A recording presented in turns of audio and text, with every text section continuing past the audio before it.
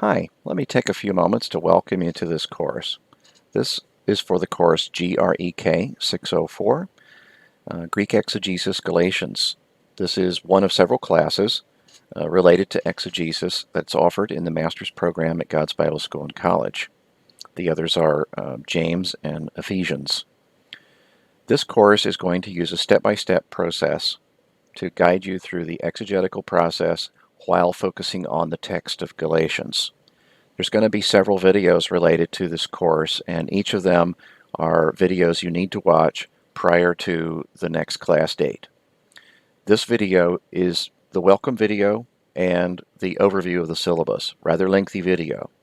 The other videos in this course will be related to individual tasks and assignments that you will complete. Here is our syllabus. You will have this document in your course portfolio, course portal. I have a blown up version of it here on the screen, and we'll be talking several points through the syllabus.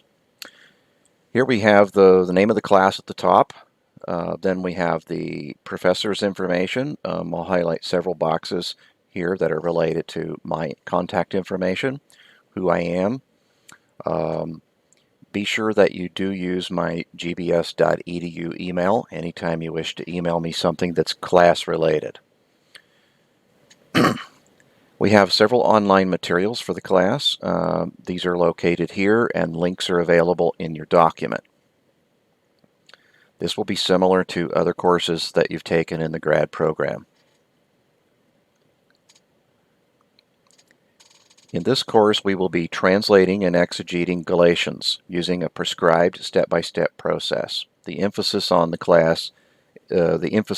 class is on the dynamic translation, the dynamics of translation, and the interpretive process, as well as relating syntactical structures to the text's meaning. This course is a 3-credit-hour course as described in the graduate student manual. Textbooks. For this class, you will need a critical Greek New Testament, either a UBS 5 or a Nestle-Aland 28, and I have a couple of those to show you. My UBS text is I guess it's a large print. A lot of times these are in smaller. My Nestle-Aland is a little bit smaller, and that's more the typical size of them. You can use either one. The point is that they have a critical apparatus at the bottom. So for example, when we open this one, there's a bunch of footnotes here at the bottom. That's key. You're going to need the one that has the textual critical apparatus. And here in this one, from here down, is a lot of footnotes. Those footnotes are valuable to you as you just get a sort of a grasp of what manuscripts say that are related to your passage. That gives you kind of a quick reference. It's not thorough, it's not complete, but it does give you a lot of the key manuscripts, witnesses to the text, and we'll be working on that a bit. The other thing that you'll need is either BibleWorks 9 or Logos 9. I think for the purposes of this class, it doesn't really matter which of the two you have. The way they work are different. If you need some help on using either of those, I can create some videos down the road for different tasks that we might do. I currently use Logos because BibleWorks is no longer updating. It's no longer supported, so it'll work until it fails, and then when it fails, it's done. But Logos is certainly creating new additions and updates. The other thing that you'll want to refer to, you will have taken a course, Advanced Greek Grammar.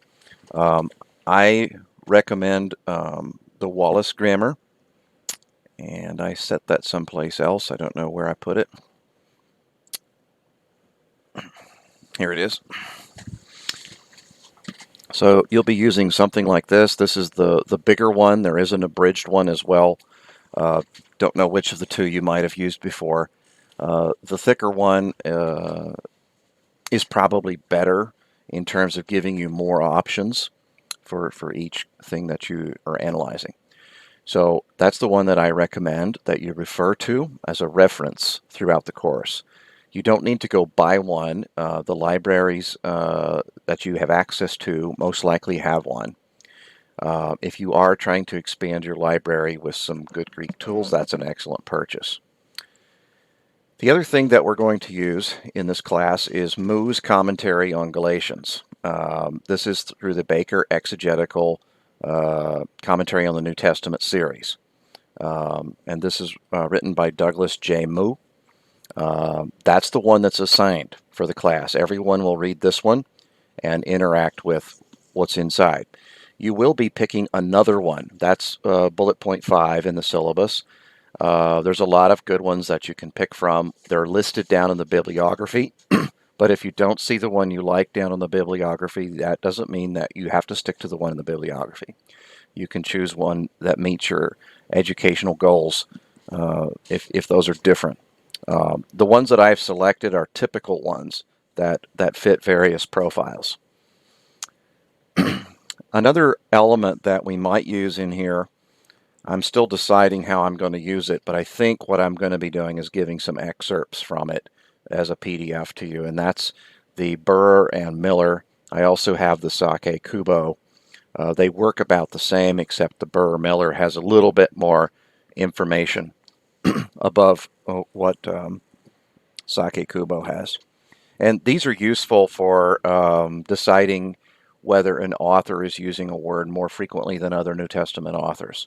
You can kind of get the favorite vocabulary for an author, at least get a snapshot into what that looks like using either of these tools. They're quick references. That's a lot faster than trying to do all the instances of a certain word and then tabulate how many times Paul uses it, how many times James uses it, how many times Luke uses it, for example, because it'll give you a handy numbers to look at. And you can see what an author's favorite word is or what their rare words are. In other words, this is a common New Testament word, but it's rarely used by Paul. You can see that right at a glance using either of those two resources. But I think I'm going to give you some PDFs of what you need because they're rather small elements out of the book. They're not massive sections.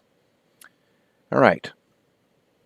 The other item that's going to be our reference guide throughout this course, you will read portions of, but not the entirety of, this book by Gordon Fee. Gordon D. Fee wrote a handbook for students and pastors, New Testament exegesis. And this is the 3rd edition. It's a great resource, regardless of whether you're writing an article, writing a commentary, writing a sermon, whatever you might be interested in doing. It's a valuable resource. There's a lot of information in there.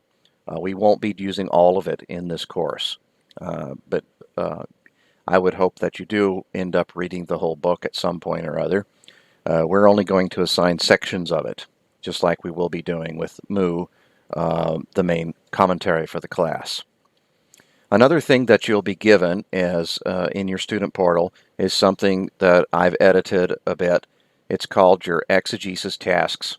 There's 15 tasks that are done in a certain order. That's the step-by-step process that you'll be using. A lot of it is based on Fee.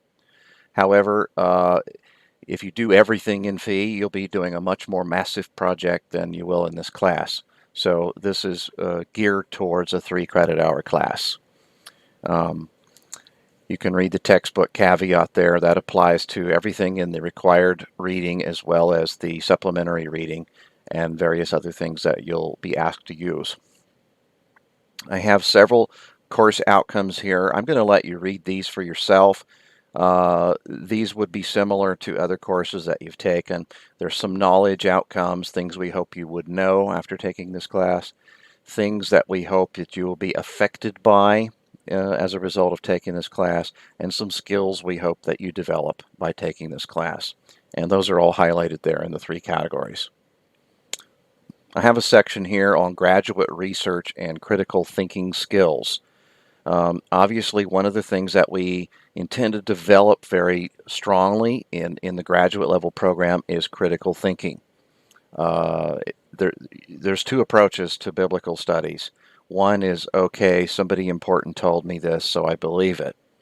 The other way is, what is the evidence for this point of view, and how solid are the arguments leading to the conclusion?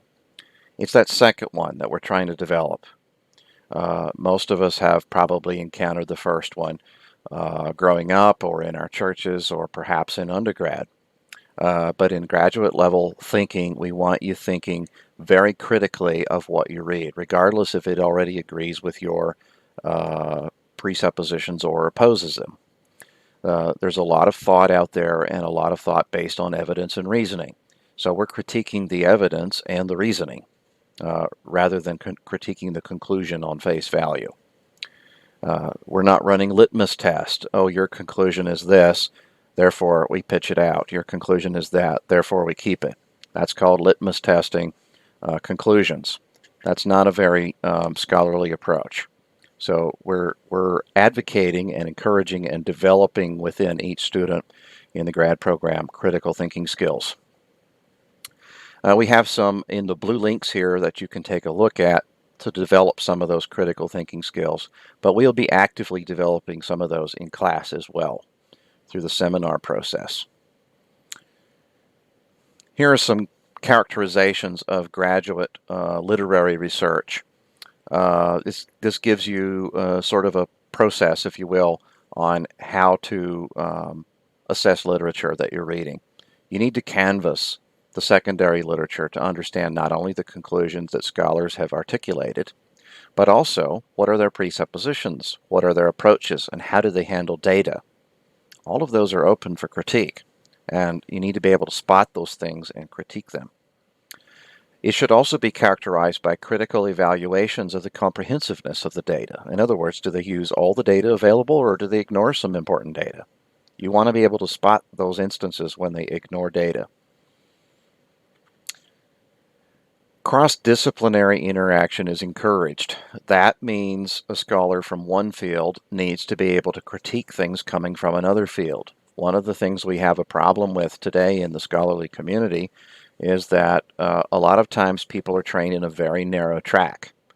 And this training causes them to only think in terms of their lane. And they often inadvertently accept at face value something from someone else's lane rather than critiquing it. If you're going to be evaluating this, if you're going to be using information that's not from your field, you also need to be able to critique it.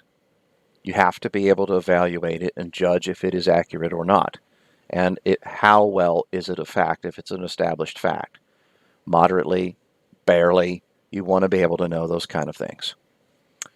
At the Master of Arts level, you will not need to use non-English sources. So, for example, you could run into a Greek or, a French or a German commentary on the Greek book of Galatians. You will not need to access those in this class, only those that are written in English. The Greek language is the only language that you need to process besides English. If you're already fluent in another language and you want to look at another commentary that's written in another language, I don't mind. But that's not the goal of this class. If you're doing PhD level research on a project, you will want to look at every commentary on Galatians if your project's in Galatians, regardless of what language it's in. So you have to develop reading levels in several modern languages for that. But for this course, you will not need to do that. All right. We're going to be translating Galatians from Greek, identifying syntactical structures, and key terms. We're going to do a structural analysis of each chapter, read one exegetical commentary, and by that we're referring to the Mu one. You will be looking up details in another commentary of your choosing, but you don't have to read it in its entirety or in major sections. You're going to write various pieces for each step to the exegetical process. Write an exegetical paper. Take quizzes and tests over syntactical and exegetical issues from the book. Synchronous video sessions meet weekly. That's where we both meet. You and I meet in cyberspace at a set time per week, and we interact with each other through video feeds. There will be non-synchronous effort as well, and for those things I'll record videos and post them for you. Your knowledge is going to be assessed through quizzes, tests, class discussion, and papers that you write. Now, course requirements and assignments. One of the first course requirements is to pray. Pray over the material, pray over yourself, pray that God helps you grasp the subject. Pray that God helps you apply what you're learning in a positive way towards your future goal, whether that be in ministry or scholarship or something else. We have several things that are technological related. Piazza.com is the place where we're going to do group discussions. You have a gbs.edu email. That's the one you need to email me from, and I will email you to that email. You can forward emails to another email account. It's okay. But be sure that you're generating your email within the gbs.edu domain whenever you're emailing me. All right, questions. If you have a question that's related to the weekly course material, post it in Piazza. That way students can interact with your post and we can all go back and forth on the question rather than emailing me directly with a question. If you have a general course related question, it's not related to the weekly content, or if you have a general Greek related question, go ahead and email that to me at my email address, which was at the top of the syllabus. Online attendance. I'll let you read that in detail, but basically you can miss a few of our face-to-face sessions online, no more than 3. And then all of the sessions are recorded. You can watch the recording for those that you miss. There's going to be one major paper required, but you're also going to have some small pieces that you're turning in weekly for each of the steps to exegesis. Those don't have to be polished in the same way that a paper does. And we will give you feedback and you'll correct some things and send them back in before the grade's assessed on those weekly write-ups. See section 9 for the paper instructions, and we're going to actually be scrolling down to it and take a look at that. Reading.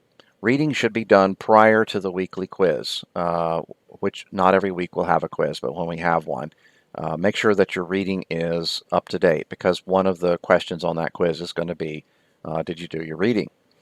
If there's no quiz scheduled, still have your reading done by the time of class. The reason for that is because we will be going over some of that in class.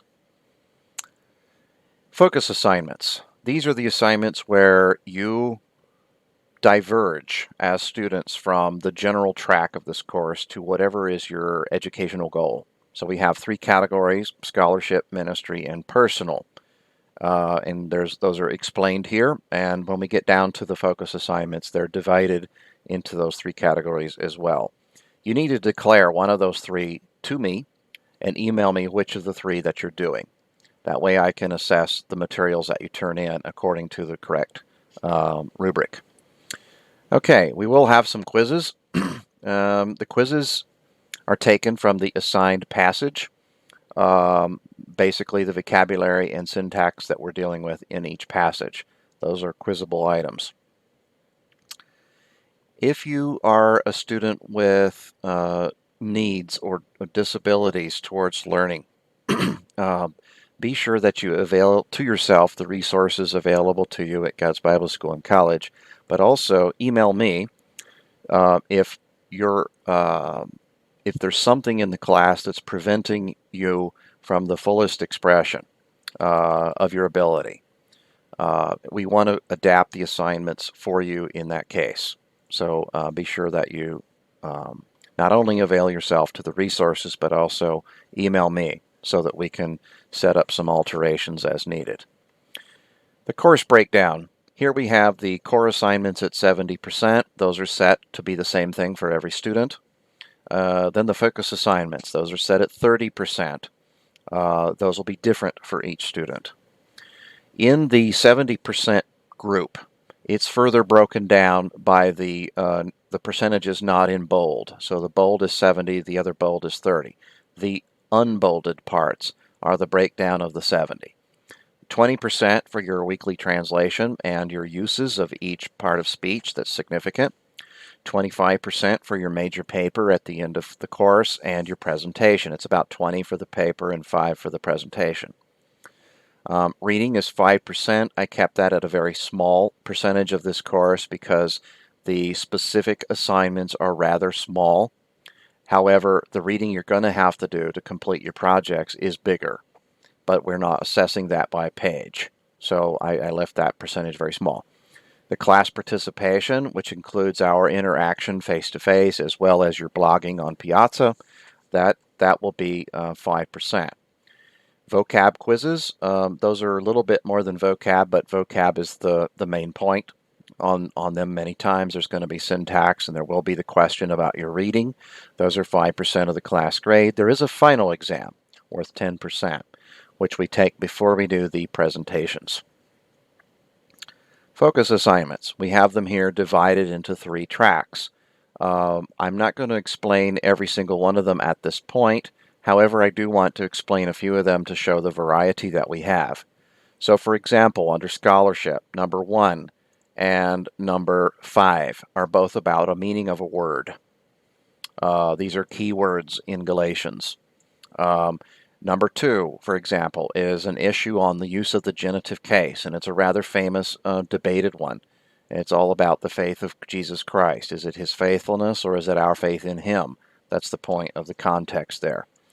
And sometimes scholars take a different approach for Galatians than they do Romans, even though the books often deal with the same issues. The next one has to do with a step, a pre-step, if you will, for textual criticism. That's number 3. Number 4 is a linguistics one on verbal aspect. If you've been reading along in the verbal aspect books related to New Testament Greek, you might want to do that one. Number 6, we mentioned that one. That one is the other word meaning one, and I have a bunch of articles for that one that I will upload so that you have access to those. There's a preposition and its case in number 5. That one deals with some trickiness about a preposition and how prepositions are governed by their case. Number 7, we have Paul's use of an Old Testament quotation, and he actually brings in 2 places, Habakkuk and Leviticus here, in 2 verses in Galatians. This one is more reading widely in the commentaries about this phenomenon, so that you can assess what is Paul doing with these 2 quotations. 8 is an issue that's related to the word seed. It's an issue involving a referent. In other words, what does the seed refer to? That's the question on the use of seed, and it matters whether it's singular or plural. So there's something there to deal with. 9. Pick a grammatical item of interest, something that interests you in the grammar, in anywhere in Galatians, and do that as an assignment. Turn it in. So you'll use 3 sources. They don't have to be commentaries. They could be articles, for example, that deal with that grammatical element, or they could be grammars or advanced grammars. And mu would be one point of reference. The other 3 come from outside mu. Using number 10, using 2 sources outside of your commentary. Decide which view is best between North and South Galatian view. This is related to the backgrounds to Galatians. Often you will find this material in the introduction of commentaries for the book. Number 11, pick an item similar to any one above and do that one. 11 is where if we just haven't picked an assignment that hits you just right, you can design your own assignment, basically, with number 11, as long as it's similar to one of these. Now, the variety that's in there have to do with lexical meaning, grammar, the use of the genitive, the use of a preposition with a case, linguistics, referent. A lot of these are tricky things in exegesis. So there's a bunch of them there that give you the variety. If you'd rather do a lot of the same thing, I forgot to mention also textual criticism.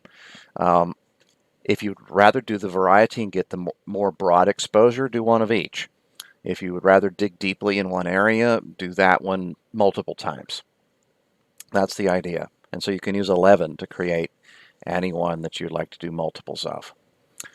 If your focus is ministry, we have a bunch of the tasks, a bunch of the focus assignments in here are creating an outline for a section in Galatians, identifying the key point, and then give us something in terms of a now what, a so what, applicational statement.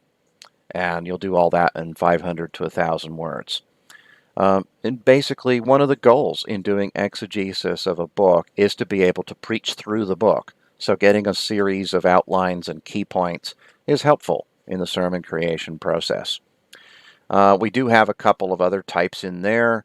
You have BT, ST, HT, and PT methods to determine the meaning and significance of certain phrases in Galatians.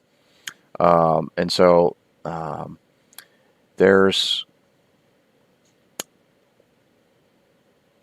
we have love your neighbor as yourself as one of the phrases, and applying that to the present day and age. How do we do that? Led by the Spirit, not under the law. That part there is very tricky because some of the false interpretations of it lead to what's called antinomianism, something Wesley urged Christians to avoid, antinomianism. So yeah, we want to be abiding by the law of God. How do we do that? And how does this verse relate to that? So you have that concern in number 6. All right. There's another one here with number 9, living by the Spirit, keep in step with the Spirit. What does that mean? How do you apply that? You could either create a sermon around it or describe what the main point is and applying it. And we have the reference there for you. And if for some reason our assignments, either the outlining type and key idea or the special phrases of focus don't really meet what you need for your realm of ministry, use number 10. Pick something of interest and develop either a sermon outline or a lesson plan.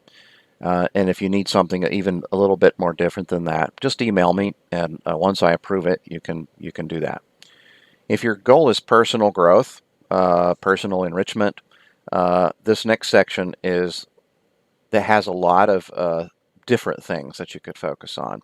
Poetry, blogging, devotional meditation, comparing translations, English translations, or just something that you're interested in learning more about and develop it a bit. It could be anything in the book of Galatians. And then even if those aren't quite what you're wanting to develop or grow in, pick number 6, give me an outline of what you want to do, and once I approve it, you'll be able to do that. Regardless of which track you've chosen, every student will be doing the required reflection paper. It's weighted heavier than the rest of the focus assignments, but it is the same length. It's not longer in typed pages. However, it probably will require more reflecting time, and so that's why it's weighted heavier to compensate for that. It has 2 parts to it. Those are described here. As you reflect on what you learned this semester, discuss how you feel about each of the values, outcomes. Were these achieved in your life? If they were achieved, to what degree and in what ways? If they were not, what do you think was the obstacle, or what do you think would have to change for that to happen? Provide a concrete example of something you learned about Christ's pattern of living in this class and how this has helped you reorder some aspect of your life and bring more glory to God. The reason for this part of this particular question in part 1 has to do with one of the missions of God's Bible School and College. One of the missions is to grow people spiritually and measure it. For that to be a goal for the accrediting body, we also have to be able to measure it. And this question and your response to it gives us a way to measure it. As you reflect on what you learned this semester, please discuss the following questions. Have you acquired these skills? If yes, to what degree and in what ways? And if not, why not? And we're dealing with things like familiarity with textual criticism, familiarity with the sigla at the bottom of your Greek New Testament. There are different things that you will learn how to do. You won't do any of these at what we call an expert level in the class. You'll be doing these at a rudimentary level, but you want to be able to assess what level you have achieved and maybe growing edges. Where do you need to grow in your abilities on any skill that we're trying to develop in the class? Part 2, please reflect on what you learned in the course and on the value of this course for your development into an educated Christian. As you reflect, answer the following questions. How much effort have I invested into learning the material of this class? How have I grown in my understanding and application of the materials covered in the class? In answering these questions, consider more than what you've learned to recognize or recall. Explain how your ability to explain other things and justify your knowledge has developed. In other words, it's not what you memorized, what facts you picked up along the way, but it's how you think. Reflect on what you've grown in how to think, and then answer something there. What ideas that I believe prior to the class were challenged in the process of this class? It's a well-known thing that as Christians grow in their educated knowledge of God and His Word, there's going to be some things that challenge our thinking. Exactly when in life those will happen, we don't know. We hope that we generate enough new things that you're exposed to that it does provide you with a challenge moment in this class. It may or may not. You may have already been exposed to everything that we're dealing with in this class. It's possible. Or what we expose you to may not particularly challenge something. It's possible. But we hope to generate that, and so we can discuss it and talk about it a bit. What are the key benefits that I have received from this class, intellectually and spiritually? Again, we're getting back to that spiritual growth piece. What changes have I made in my life because of this class? Again, spiritual growth. If I were going to teach the class, what would I do differently? And this is all about variety and diversity of instruction, instructionable methods, and content. How has this course contributed to my ongoing development? And this is both academic and spiritual. So be sure you address both components of that. We're going to move down to the bibliography now. The first section of bibliography is dedicated to Greek exegetical commentaries. These are the type that deal primarily with what's in the Greek text, not what's in an English translation. They may translate it, or they may put an English translation next to the Greek, but they're primarily arguing, defending, presenting information, evidence, drawing conclusions on the Greek text. And that's why we categorize these differently. As an advanced student of Greek language, these are the type of commentaries you need to get used to dealing with. So we have several of them here. I didn't rank them in terms of whether they're liberal or conservative, or whether I agree with what they came up with or not. The point of it is that you pick something different from Moo to compare Moo to. So Moo is the assigned reading, and you pick one of these to bounce Moo off of, so that you have something to say about where Moo's different than others. Now, we can talk about some of these. Hans Dieter Betz is this one. These usually come with a paper cover. I lost my paper cover years ago. I'll open it to the title page so you can see kind of how it's set up. Hermeneia is done in some sort of graphic there. And then the title page is here. Usually you get the lion over here with the mane. And then Galatians, a commentary on Paul's letters to the churches in Galatia by Hans Dieter Betz. And this is a double column type of commentary. Very few commentaries are done that way now. But one of the things about a scholar like Hans Dieter Betz is they are taking every biblical text and basically placing it into components and trying to analyze the components. This would be the atomistic view of a text. And these scholars like Betz are very interested in source and things like that. It may be something you're interested in. It might not be. Another one is by Bruce. I have that one as well, Epistle to the Galatians in the NIGTC series. If you see the word Greek in the series name, usually it's not dealing with the English text. It's dealing with the Greek text. So that is the New International Greek Testament Commentary. The next one is De Silva and Fung. There are two books there. I have the older one. It's Fung. The newer one is De Silva. I don't have a copy, but I have it in my logos. So we could take a look at that at some point. But like many commentary series, this commentary series is acquiring new volumes to replace the older volumes. This is a way of keeping their volume current in terms of dealing with the stuff that's been published since the old volume came out.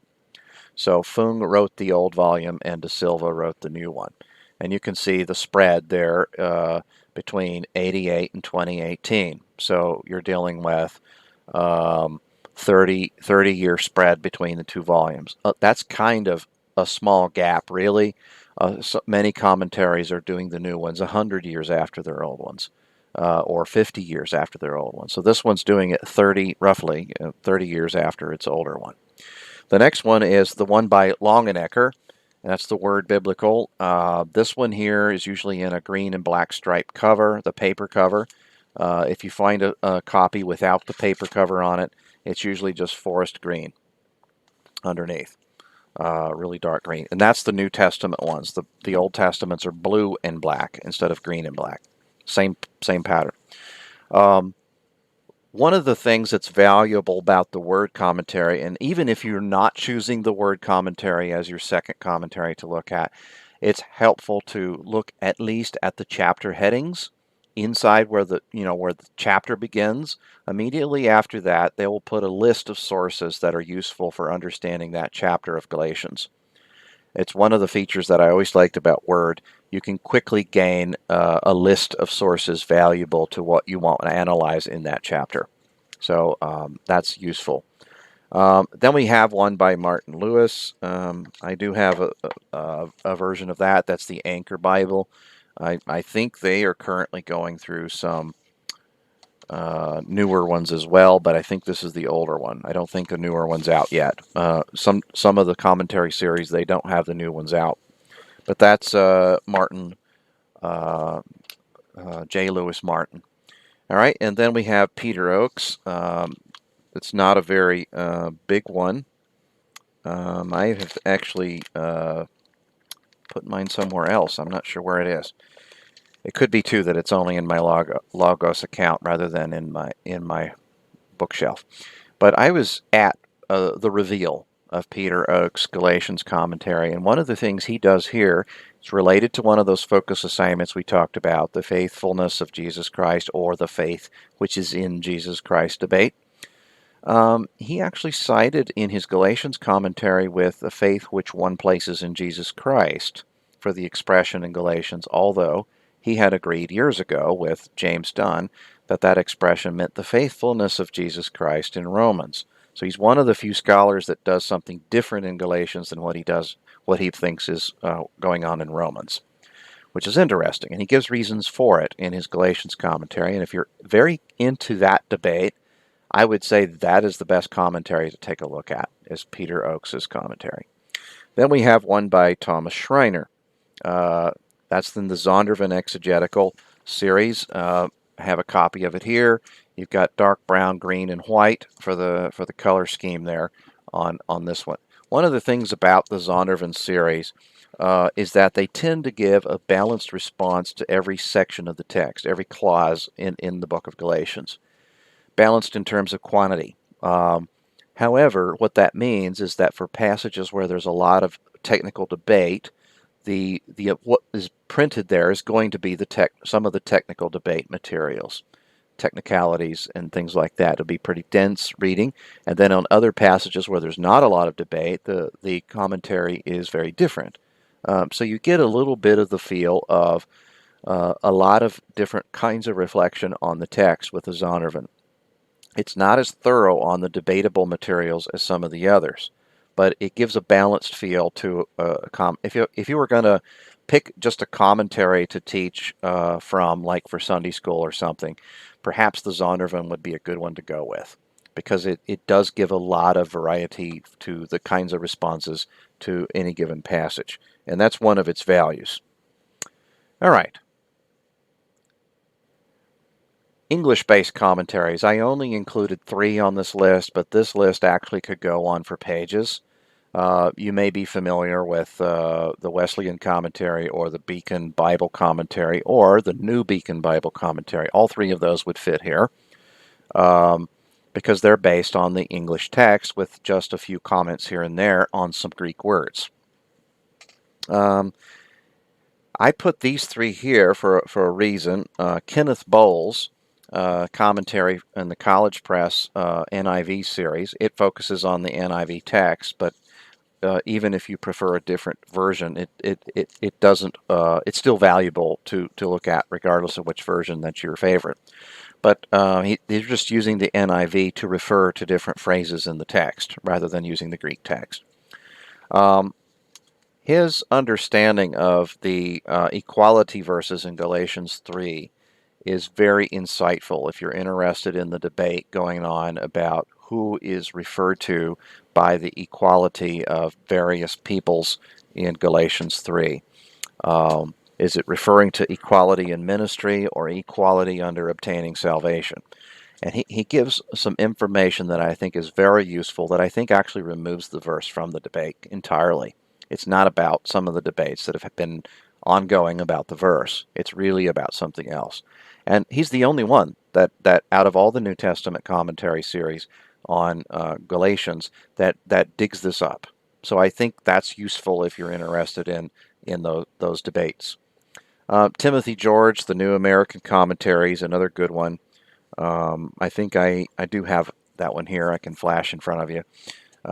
But there, Timothy George. The one thing about the New American Commentary is it tends to be succinct. It gets right to some of the key debatable items quickly and then back off to the next topic. So if you're just wanting to overview quickly and find what the big issues are, you can skim read through the NAC series generally and outline some of the bigger problem areas of a book. Now, the way that this is different from the Zondervan one that we posted, it's focusing on the English text rather than the Greek text. It does refer to Greek items throughout it, but it's using NIV. The other thing is it's not as balanced as the Zondervan in terms of how much material they give you on each verse, but it tends to be very even. So if they're dealing with a certain amount of textual critical things, a certain amount of grammatical things, they can tend to keep that even throughout the NAC series rather than feeling an urge to say more things about a verse. That's probably not the best wording, but Zondervan balances the content for each phrase, where this one comments on the areas more that have more debate. So it's useful in that regard. Every commentary is different. They all have their strengths and weaknesses. Regardless of their theological presuppositions, all of them are valuable. The next one is a Catholic commentary that I like to read this series with any biblical book. This is the Sacra Pagina series. This is from Frank J. Matera. He wrote the Galatians commentary. Within this series, I think several of the New Testament volumes are really top-notch commentaries on those books. You may or may not know this, but many individuals writing in this set often go to ETS, or Evangelical Theological Society.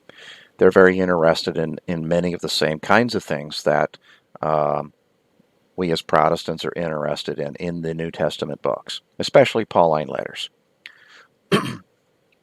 Okay, so we commented a bit on each of these commentaries. Now we're going to talk about some useful Greek tools. The first one here is useful if you don't have something like BibleWorks or Logos. It will quickly give you all the instances and all the locations in the New Testament text for each Greek word.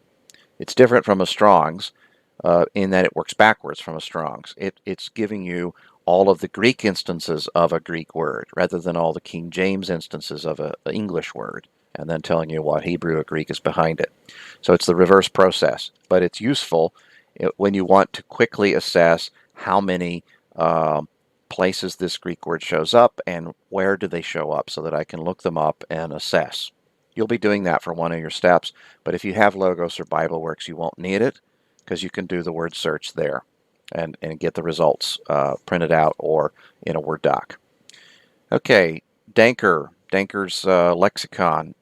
You need to use some sort of lexical tools in this class. Danker is one that is a tried and tested biblical Greek lexicon. For a non-biblical Greek one, Liddell Scott Jones is another that you could use. By it being non-biblical Greek, it includes classical Greek, so it goes back even further in time. And if you're ever stuck, using Danker or New Testament Greek resources, Liddell Scott Jones is a great place to jump to next. A little bit further down in the list, I also included Montanari. Now, my Danker that I have is electronic. I don't have a book form of it, but my Montanari I have it as a hard copy. It's rather thick, but it's the Brill set. I said set. Brill has a set, but this one is the only volume in the set that will matter to you if you're into Greek. They have several other volumes that are helpful for other languages. But that one there is from the Latin/Italian scholarship of the Greek language. That's its heritage, whereas the Danker one has a German heritage. That may or may not matter to you, but it does impact how we get stuff into English. And getting it through a different pathway from Greek to English has made Montanari's volume valuable to us to see how it's different from Danker. All right, next is Bruce Metzger. We'll say a little bit about his volume. It's a little thin volume, but you should always have this to accompany your Greek New Testament. And this is useful whether you're using the Nestle-Aland or the UBS, although Metzger is more focused on the UBS because this was published through the same publishing house as the UBS 4 and 5. But a lot of the things he says there is useful whether you are using NA 20, 7 or 8 or UBS 4 or 5. We will be using Metzger in the class for one of the assignments. And it's also available as a focus assignment as well. Hawthorne. We skipped over that one. Let's go back to it. It's a rather large volume from InterVarsity Press. It's called the Dictionary of Paul and His Letters. There will be a section in there on Galatians, but there's a lot of other information for Paul and our understanding of Paul, his travels. I would use that volume in conjunction with Bible dictionaries, general Bible dictionaries, because it's going to have a lot more information on Paul or Galatia or the Galatian letter than a general Bible dictionary is going to have. If I look, for example, at my Bible dictionaries, I have the Holman one, I have the Zondervan one, I have the HarperCollins one. All of those are great Bible dictionaries. And you'll use one of those for one of the assignments, one of the historical backgrounds assignments in the tasks. However, the Dictionary of Paul and His Letters is narrowed focus just on Paul and his letters, and it's 3 times the size of one of those. So it has a lot more information than a general Bible dictionary is going to have. So if you're wanting to get more particular information or more in detail information or more precise information, because one of the problems with a generalized dictionary is you tend to generalize facts, and it's not as precise anymore once that happens. But it's still generally information. It's helpful information, but when you're doing a focused project, you want more precise information, so you have to go to a source that's thicker. And so Dictionary of Paul and His Letters is a valuable resource. The library may or may not have that. And if there's something in particular you're needing out of that, I might be able to photocopy the section. I'm allowed to use a certain percentage of a resource within the class. The next one is Murray J. Harris. I'm going to hold that one up as well. This is an excellent book to expand if you're building a library for Greek grammar and you already have a basic Greek grammar, you already have Wallace, and you're wondering what's the next thing. This would probably be the next thing. Murray Harris, his life work was on prepositions and how they impact theology. I say that was his life work because he kept coming back to it, and this book is the culmination of many years of his work on prepositions and their meaning. There's several other fine books on Greek prepositions and what they mean and how they work within their case. For example, I can think of Bertone, I can think of Laragi. However, those are not focused on just biblical Greek, and they're not focused on theological implications. Murray Harris's book is. And so that would be the first one you should acquire, is the Murray Harris one. The others would be helpful for expanding a little more knowledge on how prepositions work. Um, they're all useful, but this one would be a primary one to you if you're wanting to expand in your grammar shelf. Prepositions and Theology by Murray Harris. All right. And he has the book geared towards the exegesis process. So he understands that within your steps of exegesis, you're looking at something like Wallace. You're looking at expounding the meaning of the text, and you're dealing with theology that's been developed from the biblical book. This book is a nice segue between what's in the grammar and what's in the theology. So it's a great tool for that. Next, we have Lukaszewski. You may or may not use this resource. If it's in your Logos package, you might want to access it and use it. It's a way of diagramming sentences within the Greek New Testament. You can also do this freehand or some other way.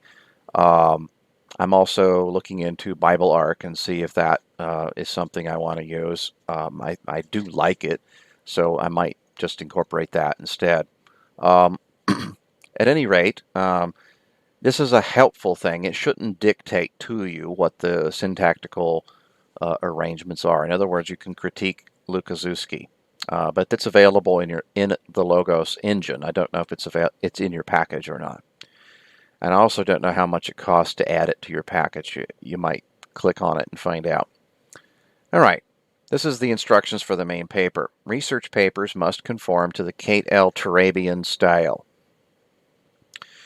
Let's talk a little bit about styles. There's 3 basic styles for papers, publications. The university style. Now that's about as generic as I can say that one.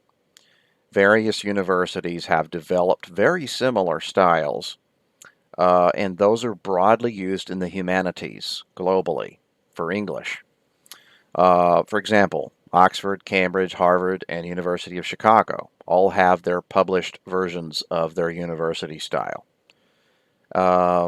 Within the humanities, the Chicago one seems to be used more broadly, but if you're publishing within any of them, there's a lot of things that are the same.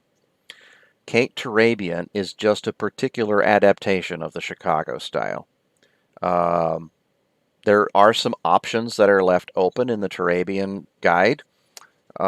In every institution is allowed to select a particular one of the options for their institution. Journals do this, presses do this, and schools do this.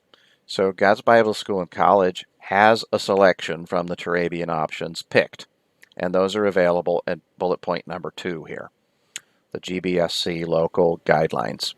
Anywhere Turabian says follow your local guidelines, follow the GBS one. Every institution has to pick one, and which way they pick it is arbitrary. It's up to them. But if you're in humanities, and biblical studies counts as a humanity, theology counts as a humanity, art counts as a humanity, any of those fields generally do publish using a university style. That's global. If you're writing an article for Journal of Evangelical Theology Society, JETS, they're going to use an adaptation of a university style. Now, within biblical studies, that particular adaptation is SBL. That one is the one that's used primarily within biblical studies. If you're in a different field, they're going to have a different particular adaptation. Kind of very close like Turabian, but a little bit different. Certain abbreviations are going to be different because they want to speed up the reading of certain materials that people keep seeing the same words over and over. So there's more accepted abbreviations with certain styles, certain adaptations. But the basic way you write and lay things out on the paper is pretty much the same. There's the other 2. We talked about university styles. APA is another one. It's not a university style. However, if you're in a scientific field, your university may require you to write in the APA style. That one is useful for physics, psychology, medical,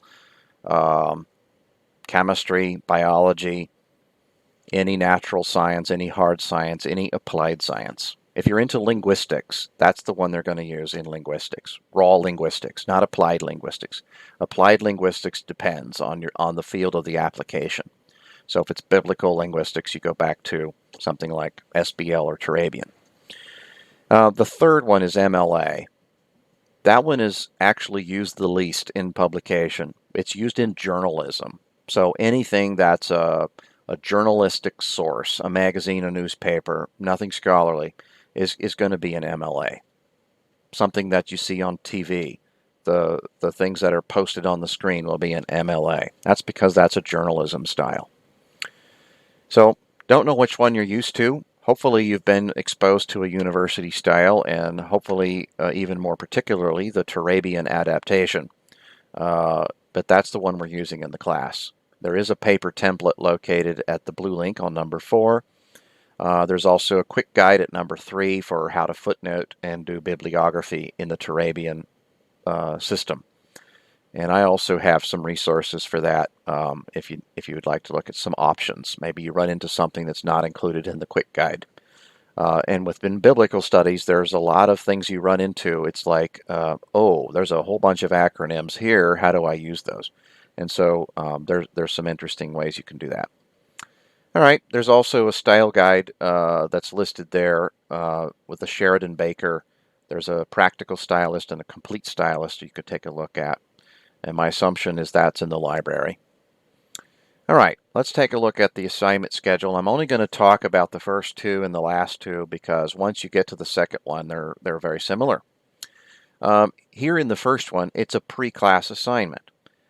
You need to read through the introduction in your MOO commentary. That's the one with the purple and gold cover, MOO, the primary commentary for the class. You need to read the introduction, pages 1 to 64.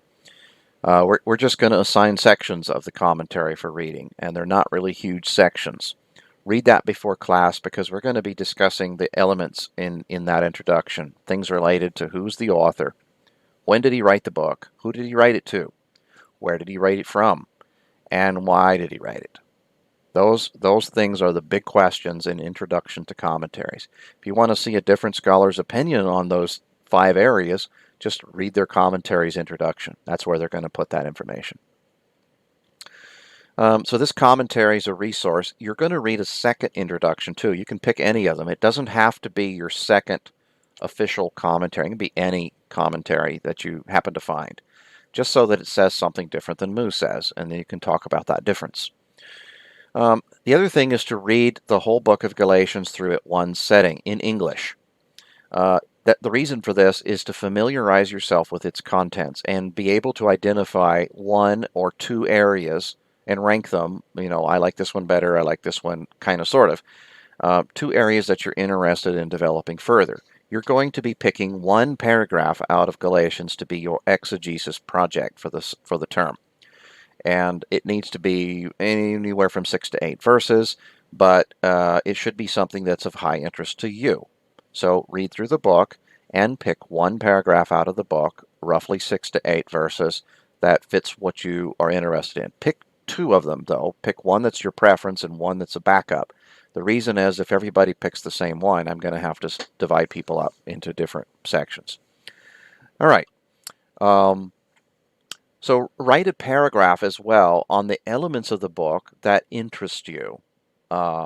So a paragraph is roughly 250, 300 words, something like that, and post that to Piazza. What interests you? And think about which part of Galatians you'd be interested in working on your project. All right. Take a sample of the exegetical commentaries that are in the bibliography. Go to the library, pick a bunch of them up, kind of flip through them, see which one interests you most. Because you're going to need to pick one to stick with for the term, and maybe pick a one that's your primary and one that's your secondary choice in case everybody picks the same one. We want to keep students on different second commentaries. If the class is really large, I might allow 2 students to share the same second commentary.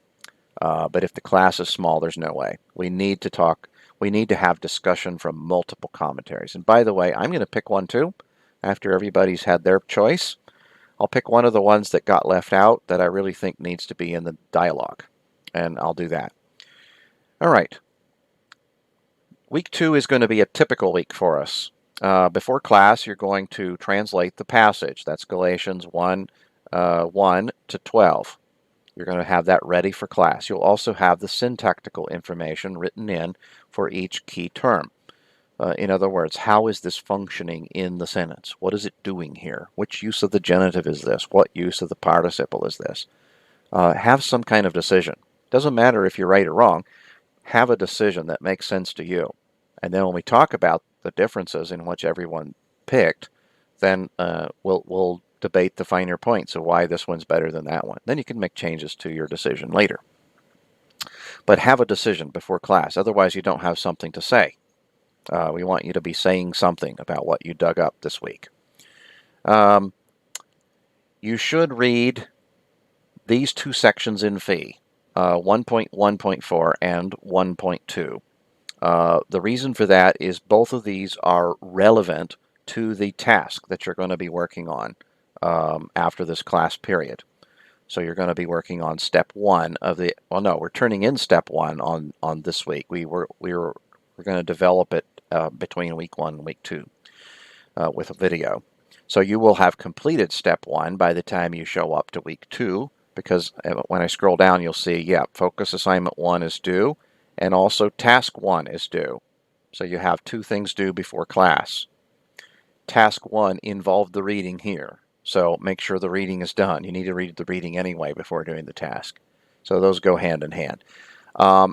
If I give you a section of Kubo as or of Burr and Miller as an element for the week, and I think I probably will, then make sure you've read that as also. Those are the materials that relate to the verses that you're translating for the week. So my goal is to get those to you. All right. The next 2 sections are generic for every week that we're translating something. They relate to the passage that you translated for class. Make sure you translate it. That's the first bullet point. You can use helps. If you're stuck, pick up a grammar, pick up Wallace.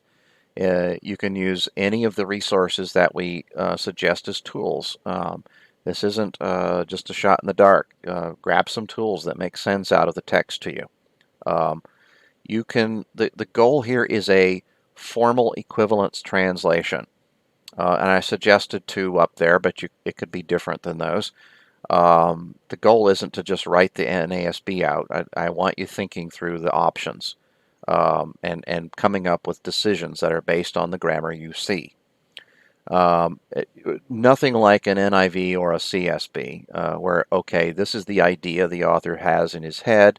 We're going to put a similar phrasing for the same idea in English. No, you want to get the wording and the word meanings as close as possible to the Greek. Otherwise, we can't assess how well you understand what's in the Greek. If you're choosing to create a smooth translation for public worship, then you might want to change the goal here. But here the goal is learning to exegete. So you need to have a formal, not functional, equivalent type of translation. Identify the uses for all the terms that are listed in the exegetical analysis form. These are things you're supposed to analyze every time that you're translating. And this gives you practice using the different uses in Wallace. And answer any exegetical questions listed under each verse to the best of your ability. Consult the list of syntax, and I've included a list at the end of the syllabus as you work through your uses for the passage.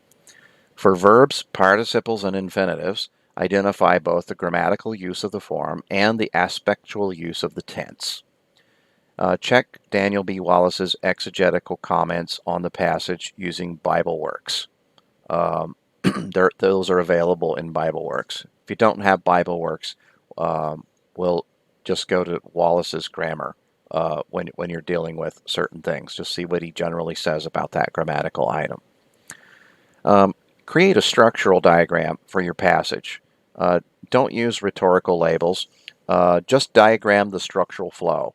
In other words, what element, what clause depends on what other clause. That's the idea. What phrase modifies what other phrase. You want to have some kind of structural diagram. And these can be various. Your style of doing it can be different for every person in the class. Doesn't matter. But it needs to make sense to you. And it needs to be something you can articulate to me. That's the key point. All right. Consult the Lexham Syntactical. This is that source that I mentioned to you that may be in your Logos package or may not. You could also look up Leedy's diagrams in BibleWorks if you have BibleWorks, or you can do this from scratch. It doesn't take a lot of time to do these. You're going to just do a structural. There's going to be one that you do for your passage later on that will be more detailed. These are just rough syntactical flows of the passage in question.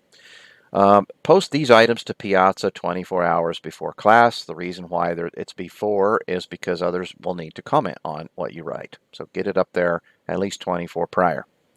A list of any question you had while doing the assignment. Anything that was still questionable in your mind. Post it. We'll talk together about it. Give at least a one-sentence summary of the passage that we're doing this week. What is one sentence that you could summarize this up with? Post it to Piazza, and students can comment on each other's. And I'll be commenting as well. And as I said, the focus assignment is due. Every due thing under week 2, it's due prior to class. Okay, just for clarification. Week 2 and following weeks are going to run in a very similar manner. There's just some slightly different details about what's due, but the format of the week is the same. I'm going to scroll down towards the end because we're going to get some special things at the end that are not as repetitive as many of the weeks of the class. I'm going to go down to week 14. That's the final exam. There's going to be no exegetical tasks due that day because you will have already turned in 14 the week prior. And week 15 will be due the following week. So you get a week here where you're not turning in one of the major exegetical tasks. That's because you're prepping and taking the final exam. We will have some time after the exam to discuss your progress on 15, and so I included that there. There's a new thing to read that's not typical for the course, but I want you to read it. It relates to your critical thinking skills that we are trying to develop in this class. There's an appendix in the fee book, and in that appendix is basically an article involving reader response criticism, the critique of the reader response kind of interpretation of the Bible. I want you to read that, and I want you to think about how that informs the way you interpret the Bible a bit. You can actually add some of that to the reflection paper that you're doing. Okay, week 15, we're having the presentations of you'll be turning in your step 15, which is your paper, and you will be presenting. You'll have a 20-minute slot in class to present your paper. 15 minutes of it need to be the presentation, and save at least 5 minutes for questions and answers. If we have enough time, I would like to expand the 5 minutes to maybe 10. And if there's a reasonable way to expand this to a 20-minute presentation and a 10-minute question and answer, I would prefer to do that. But that's going to depend on how many students are in the class. All right, my goal is to have a 20-minute slot for each student at this time, not knowing the particulars of how many are going to sign up for the class. That concludes the syllabus overview. If this video is not clear to you, be sure that you ask questions about the syllabus if anything was not fully understood during the first class session. We'll set aside some time for processing your understanding of the syllabus. Thank you. I want to again say that I welcome each of you to this class. I hope that you're as excited as I am to spend some time processing the grammar and the interpretation of the book of Galatians together over this term. Thank you, and God bless you.